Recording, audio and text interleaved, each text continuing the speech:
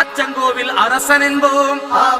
ஆரியங்காவு ஐயன் என்போம், குலத்து புலை பாலன் என்போம், எரிமேலி ஸ்ரீதர்ம சாஸ்தாவென்போம், சொரிமுத்து ஐயனார் அப்பன் என்போம், ஜோதிச ரூபன் என்போம், மகர்ஷி மர்தன் என்போம்,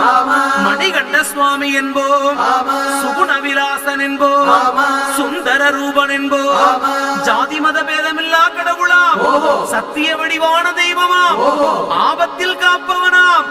அன்னதான பிரபுவாம், உலகத்தின் முப்பற்ற தெய்வமாம், சோதனைகள் செய்வானாம், ஆனா கைவிட மாட்டானாம். அப்படிப்பட்ட